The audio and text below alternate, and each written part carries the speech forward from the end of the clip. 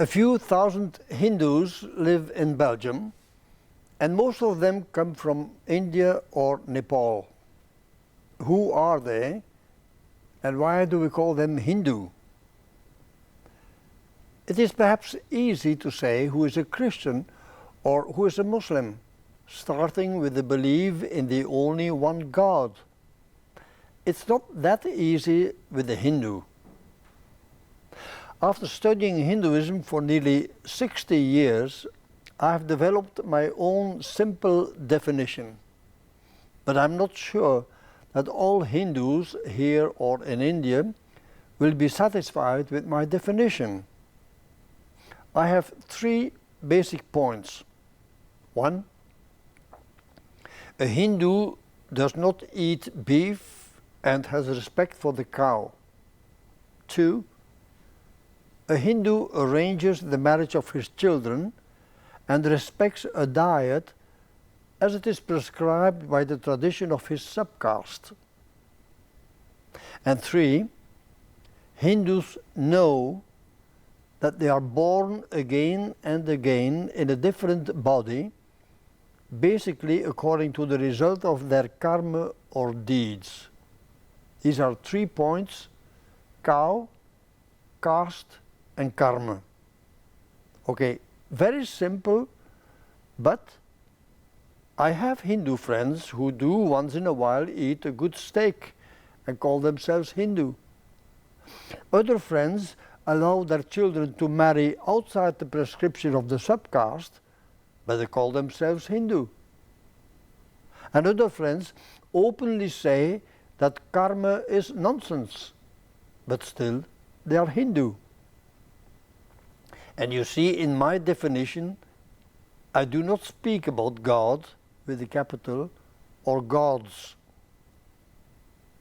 You cannot count the number of gods that are venerated or are prayed to in the Hindu tradition, but belief or no belief in a god does not figure in my definition. Of course, many Hindus will once in a while on certain occasions walk into a temple, or they will light a candle before the preferred deity in the little chapel in their house.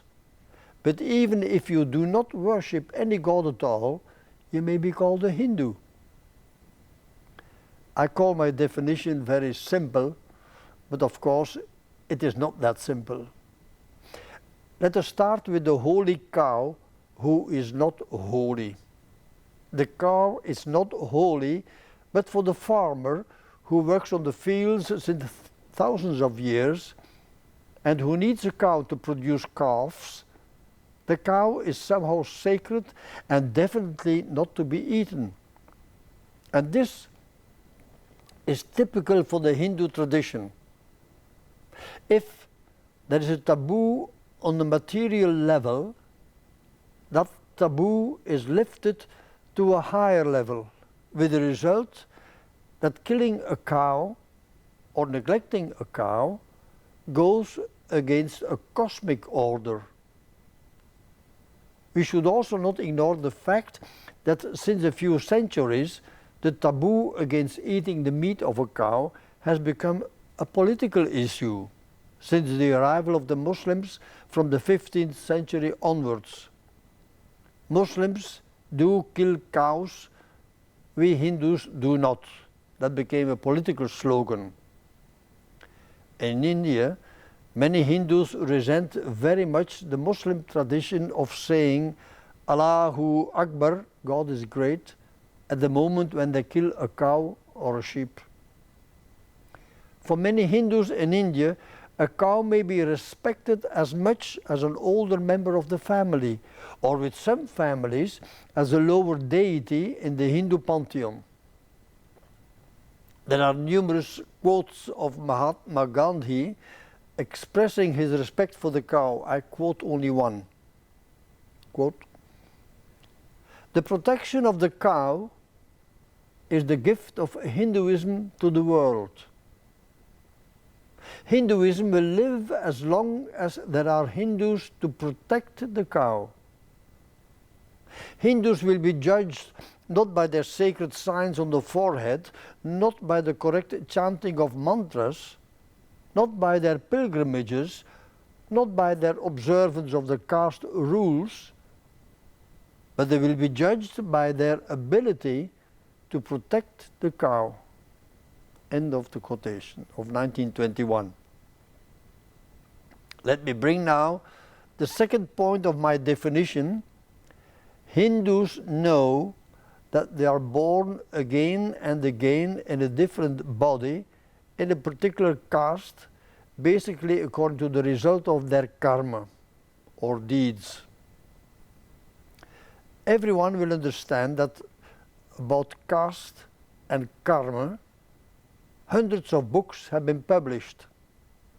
And also it is a phenomenon that has caused many stupid statements and a lot of prejudice. If I dare to say something about the caste system of the Hindus, I do this with this warning. An analysis of the caste system may be correct for one region, but not for another region. For one village, but not for the next village. For one religious group, but again not for another, and so on.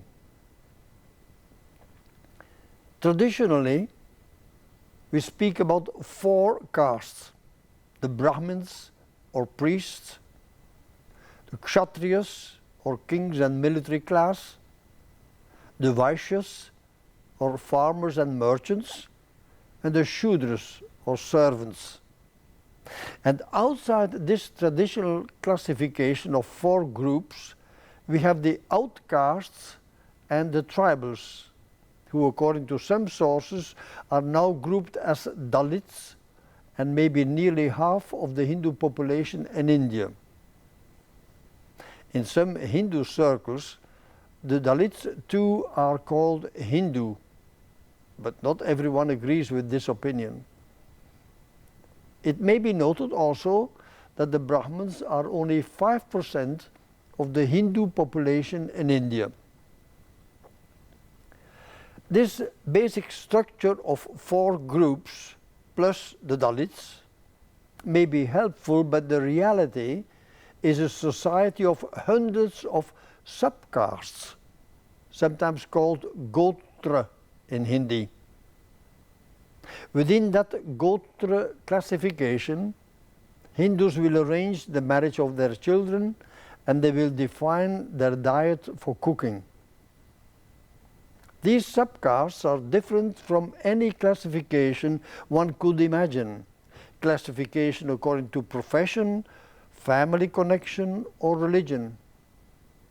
And although there is mobility among these subcastes, it must be said that as a rule, one is born in a particular subcaste and one dies in that subcaste. You sometimes hear people say that the caste system in India promotes inequality among people. After talking to so many people in India over a period of half a century, I dare to make this bold statement. People are not born as equals, and people are not equal. They are not equal because of their birth, the family, the genes, their karma, in earlier lives and in the present life, and so on. And this inequality is not created by the caste system. This inequality is there and was observed and used by the early Indian tradition. This inequality is a reality, and every individual has to learn how to live with it, how to cope with his or her situation. There are several ways to cope with that reality of life. I see 2 attitudes. One attitude is of fatalism and of submitting to one's fate in frustration. Or you can also accept the reality of your life and be happy with it and function with it. That is what the reality of the caste system teaches me. With my experiences in India, I'm well placed to know that the experience of the difference between people, the experience of the difference of the caste system, can and does lead to cruel violations of the human rights of some individuals. And these violations may be the result of the caste system. But the caste system is not only a matter of looking down on others, of authorizing inequality. At the same time, the system gives inclusion, a belonging to a subgroup, and that belonging gives protection and security to every individual. I have heard many stupid observations about the caste system, like, with that caste system, India will never make proper progress. Or, the caste system has been abolished by the constitution. Wrong. Untouchability has been abolished. And discrimination on the basis of caste may be a penal offense. It is interesting to see that some Hindus may openly condemn the caste system, but at the same time, they will marry their children within the prescriptions of the subcaste to which they know they belong. From my encounters and friendship with Hindus over a long period, this is what I have learned from their subcaste system. It helps to give an answer to the questions, what is my job in this life? What is expected from me in this body at this moment in history? Can it help to accept your situation in a positive way if you know that your destiny is in the hands of God, or that it is the result of your karma, your own deeds? One interesting way to get to know Hinduism is a long train journey in India.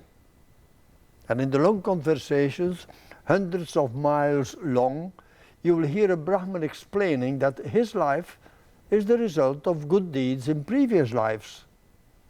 Or you will hear a Dalit confessing that his lower status in life may be the result of previous sins. Someone may tell you that a king may be a fallen minor god, and could a pariah or untouchable be a virtuous mouse climbing up on the cosmic ladder? In Benares, many people are convinced that a donkey there is a low caste reborn as a donkey. But this is sure. Everyone has to find a way to deal with the good or sometimes less good destiny. Several times now I have used the term karma, and that brings me to the third point of my definition. Hindus know that they are born again and again in a different body, basically according to the result of their karma or deeds. Imagine, the young wife of my Sanskrit teacher in Benares in 1968 could not believe when I said that people in my home country Belgium did not know that their self or soul after the death of the body would be reborn in another body. Do people in Belgium not know that, she asked. For her it was an obvious truth. The self, or the soul to make it easy, goes on returning in another body in a cycle of, in theory, 8.4 million forms of life. I had to promise I would tell people in Belgium, giving them confidence and hope that our life was not finished after the death of the body. I'm happy I can proclaim this now also.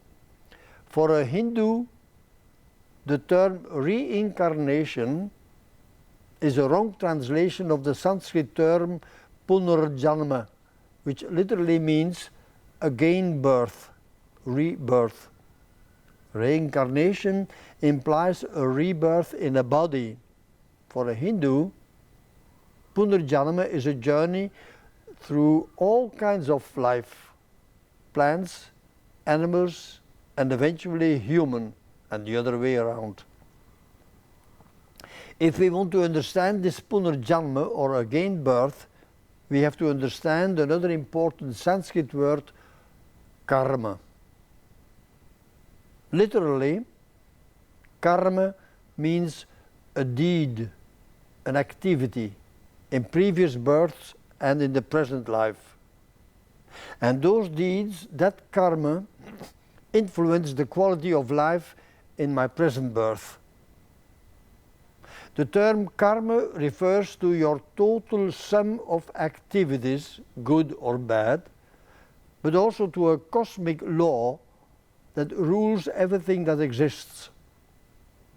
The law says that merits and guilt are accumulated in each birth, and those merits and guilt determine your present life and your future lives. You create a positive balance by living a good life.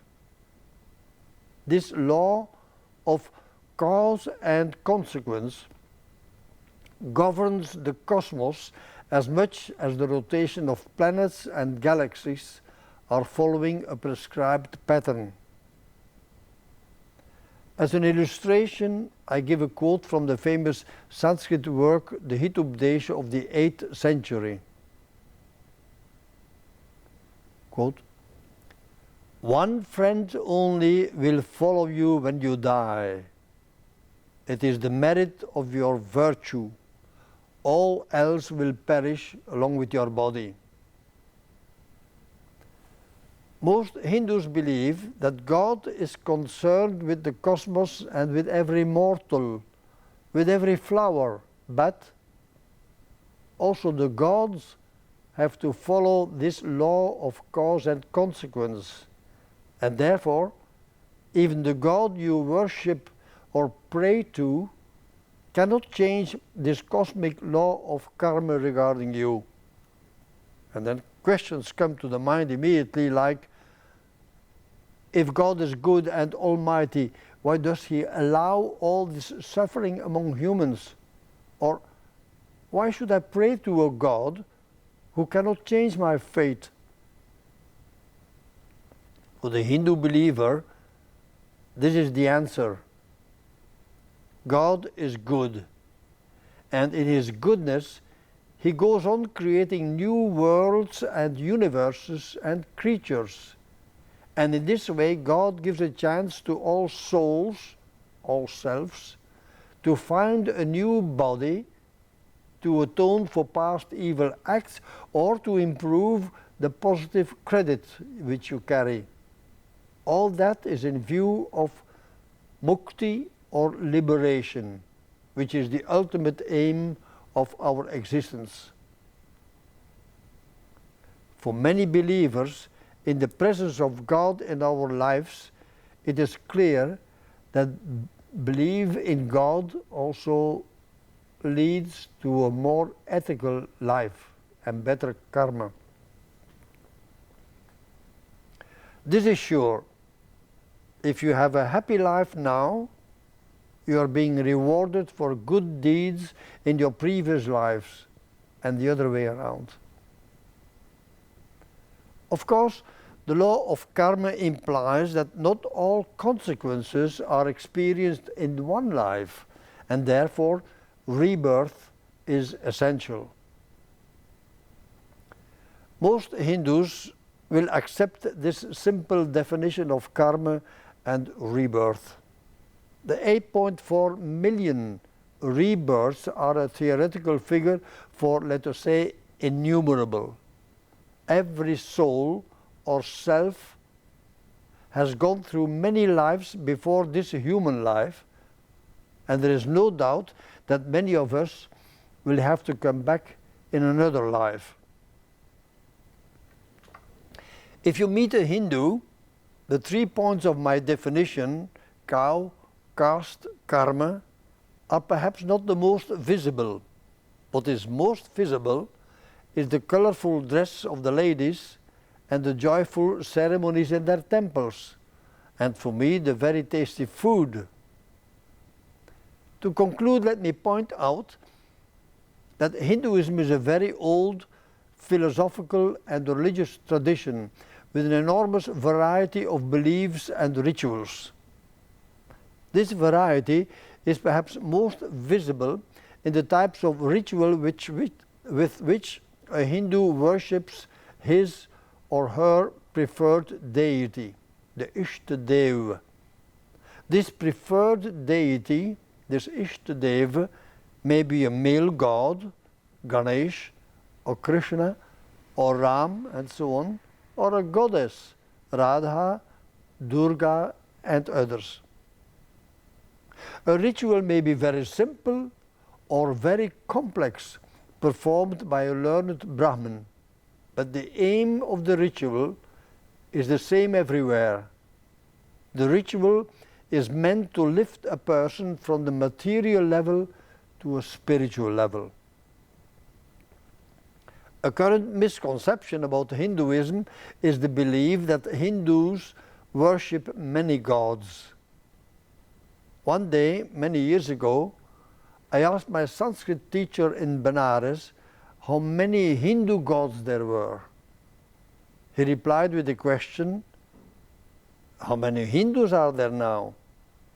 I said, "About 500 million. And he continued, "Then there must be about 500 million gods."